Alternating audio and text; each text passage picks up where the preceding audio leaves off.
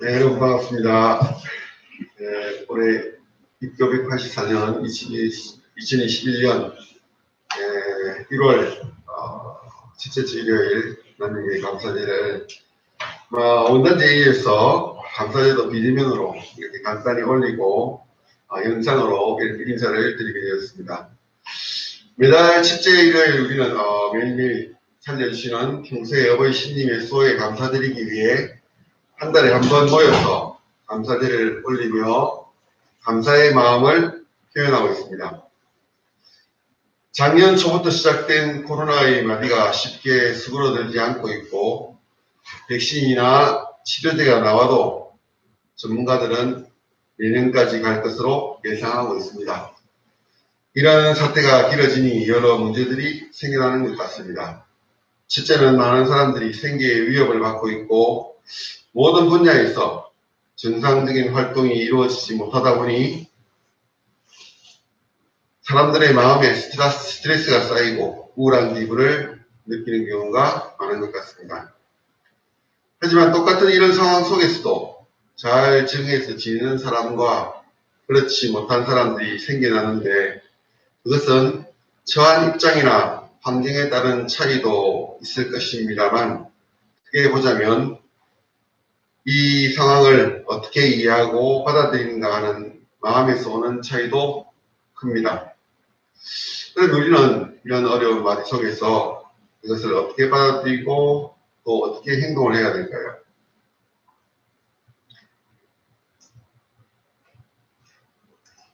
전문가들의 조언을 빌리자면은 여러 가지 심리나 정신적으로나 그런 전문가들의 조언을 빌리자면은 일단은 첫째로 우리에게 닥친 현실을 부정하지 말고 있는 그대로 받아들이자라고 하는 겁니다. 닥친 위기를 부정할수록 누군가에 대한 분노와 혐오가 생기고 책임을 돌릴 희생양을 찾는 데 에너지를 허비하게 됩니다. 우리는 흔히 예상치 못한 힘든 일이나 어려운 일이 닥치면 하필 왜 나에게 하고 괴로워합니다. 하지만 긴 인생사에서 전쟁이나 재난, 사고, 질병 등을 한 번도 겪지 않는 사람은 없을 것입니다.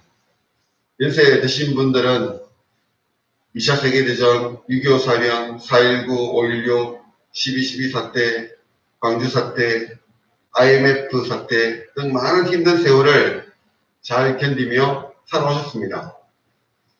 물론 지금의 이런 전 세계적 전염병으로 인한 상황은 처음이겠지만 지나고 보면 이것 역시 삶을 살아가는데 겪는 하나의 어려움일 뿐이고 잘 지나온 우리를 발견하며 과거 이야기를 할 때가 틀림없이 올 것입니다.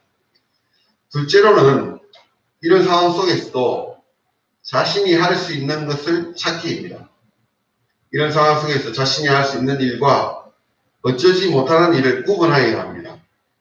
학생들은 학교에 가서 친구들과 어울려 뛰어놀고 싶고 선생님의 얼굴을 보면서 수업을 듣고 싶겠지만 그것은 어쩌지 못하는 일입니다. 할 수 있는 일은 컴퓨터를 통해 온라인으로 수업을 듣고 전화나 컴퓨터로 친구들과 놀거나 소통하는 것은 할 수 있습니다. 직장인들도 재택근무를 하는 곳도 있고 우리 교회들도 모두 모여 근행을 올리고 싶지만 남에게 폐를 끼칠 수 없어 부득이 이렇게 영상으로 같이 근행을 올리고 이야기를 전합니다. 저도 작년 연말에 온라인으로 처음으로 화상회의를 해봤고 우리 교회에서도 처음으로 유튜브를 통해 근행을 같이 보고 말씀을 전하고 있습니다. 이것이 현재 우리가 할 수 있는 일입니다. 물론 코로나가 진정되면 과거의 평화로운 일상으로 돌아가겠지만 현재는 당분간 어려움으로 막연히 상황이 나아질 것을 기대만 하고 있을 것이 아니라 이런 상황 속에서라도 스스로가 할 수 있는 일들을 찾는 것이 중요합니다. 세 번째로는 나만의 일정한 생활 패턴을 만드는 것입니다. 각자가 처한 입장이 다르므로 어떻게 하라 이야기할 수는 없지만 매일 규칙적으로 하는 큰 틀에서 계획을 만들어 실천해보면 어떨까 합니다. 저도 올해는 저녁에 10시 전에 자고 아침에 5시 전에 일어나서 1시간 정도 책을 읽고 아침 근행을 보고 또 근행 마치고 1시간 반 정도는 또 운동이나 공부를 하고 9시 정도부터 신임일을 회의를 보려고 계획을 세우고 있습니다. 그처럼 어떤 이런 상황 속에서 자신의 몸과 마음을 단련하고 지키는 규칙적인 패턴을 만들어 보면 좋을 것 같습니다. 영재분들이나 신자분들도 일참이나 교회 hin옥신, 교회 3층에서 마련되어 있는 운동실에서 운동을 하는 것도 하나의 패턴이 될 수 있습니다. 사람이 많이 모여서 뭔가를 하면은 곤란하지만 아무것도 하지 말라는 것은 아닙니다. 혼자 할 수 있는 재미있는 일을 만들어서 해보시기 바랍니다. 네 번째로는 코로나로 인해 생긴 긍정적인 면을 찾아보는 겁니다. 많은 사람들이 그렇게 얘기를 하고 있습니다. 공기가 맑아졌다. 마스크 쓰고 다니니까 감기에 안 걸린다. 그 다음에 외출을 안 하고 외식을 안 하니까 가계 지출이 줄었다. 이런 부분도 좋게 생각하면 좋은 부분이라고 할 수 있습니다. 그리고 무엇보다 가족과 함께 있는 시간이 늘었다는 겁니다. 물론 삼시세끼와 육아를 챙기는 엄마나 아빠는 힘들겠지만 이렇게 가족끼리 오래 가까이 있었던 시기도 없었을 겁니다. 훗날 어쩌면은 코로나가 준 선물로 기억될지도 모르는 시간입니다. 또 이 시간은 혼자만의 시간이 길어지면서 다양한 내 모습을 돌아보며 내가 가장 좋을 때가 언제인지, 나에게 직장 또는 하고 있는 일에서 가치를 느끼거나 즐거워하고 있는지 등 자신의 내면과 대화를 통해 자신의 정체성을 정리해 볼 수 있는 좋은 기회이기도 할 것입니다. 우리는 이제까지 가정에서, 직장에서, 사적인 모임에서 여러 모습의 여러분들이 있을 겁니다. 우리는 그 상황에 맞게 여러 사람의 어떤 변신을 하면서 우리는 다양한 모습의 자신을 지니고 있는 거죠. 하지만 그 속에서 변하지 않는 자신, 핵심이 뭔가, 나라고 하는 사람이 어떤 사람인가 라고 하는 것을 한번 파악해보고 집중해 볼 수 있는 좋은 시간이 아닐까 생각합니다. 다섯째로는 평소의 일상 속에서 행복 찾기입니다. 우리 이 길에 신앙하는 사람들이 제일 잘하는 일이라고 생각합니다. 사회 사람들은 소확행이라 해가지고 작지만 확실한 행복, 소소한 데서 느끼는 행복, 그런 것들을 이야기를 합니다. 예를 들자면은 화초를 키운다든지 음악을 듣는다든지 운동을 한다든지 맛있는 음식을 먹는다든지 친구와 수다를 떤다든지 혹은 화장실에서 혼자만의 시간을 즐긴다든지 다양한 순간순간에 우리는 행복을 느낄 수 있습니다. 행복을 느끼는 것도 연습이 필요합니다. 연습할수록 잘 느낄 수 있게 되고 커집니다. 한국 사람들은 의외로 좋다는 말은 많이 해도 행복하다는 말은 잘 못합니다. 하지만 아무리 소소해도 좋은 감정은 모두 행복입니다. 흔히들 오늘을 즐겨라 이런 얘기들을 많이 합니다. 그런 말처럼 우리가 매일매일 일상 속에서 느끼는 좋은 감정을 그냥 무심코 흘려버려버리면은 우리는 행복을 영영 느낄 수 없습니다. 마치 향기 있는 와인을 음미하듯이 좋은 기분을 그 순간 낚아채서 최대한 느끼려고 하는 것이 행복의 지름길입니다. 그리고 이 길의 신앙자는 빌려서는 몸을 자유로 쓸 수 있음에 매 순간 감사하고 그 몸의 오감을 통해 느끼는 여러 행복감과 그 몸을 통해 실현하는 스스로의 존재 가치를 통해 더 큰 만족감과 행복감을 느낄 것이라 확신합니다. 끝으로 이 기간에 취미를 찾고 공부하고 운동으로 멋진 몸을 만든 사람은 정말 대단하고 훌륭합니다.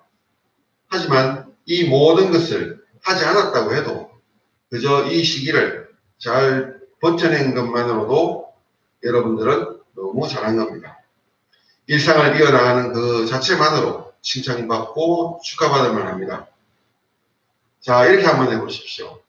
손바닥을 자기 쪽으로 해서 가슴에 이렇게 서로 깔려서 가슴에 대고 이렇게 토닥 두드리면 이렇게 그죠? 네, 이렇게. 네. 이거는 유엔에서 트라우마를 전쟁이나 뭐 이런 여러 가지 트라우마를 겪은 난민들을 돌아볼 때 버터플라이 허그, 말고 모양이죠, 그죠? 버터플라이 허그라 그래가지고 보통 우리가 허그라 그러면은 남 서로 깨안아주고 하지만은 요즘 같은 시절에는 그렇게 하기 어려우니까 우리가 우리 스스로를 위로를 해주는 겁니다. 이렇게. 예. 잘하고 있다. 그죠? 예. 그래서 여러분들이 스스로 이렇게 하면서, 그죠? 작년 한 해, 우리 정말 잘했다. 대견하다. 그죠? 그리고 올 한 해도 잘할 수 있다. 스스로에게 이렇게 위로하고 격려를 해주면 좋을 것 같습니다. 끝으로 친필 말씀을 소개를 좀 해드리겠습니다. 친필 제13호에 보면은 이런 이야기가 나옵니다. 오늘까지는 여러 가지로 걱정해 왔으나 내일부터는 한길. 지금까지는 여러 가지 험난한 일이 보이고 있었으므로 미리 알렸어. 앞으로는 월일이 확실히 맡으므로 무슨 일이든 두려울 것이 없다. 차츰차츰 무슨 이야기를 듣더라도 모두는 즐겁게 지내라 월일의 섭리. 이제부터는 월일이 나가서 섭리함으로 무엇을 할지 아무도 모르겠지. 나날이 온 세상을 살펴보면 모든 자녀들은 다이어트만 했어. 월일은 차츰차츰 어떤 일도 구제할 준비만 서두를 뿐이야. 이렇게 이야기를 하고 계십니다. 주님께서는 항상 우리를 도와주시려고 구제하시려고 하고 계십니다.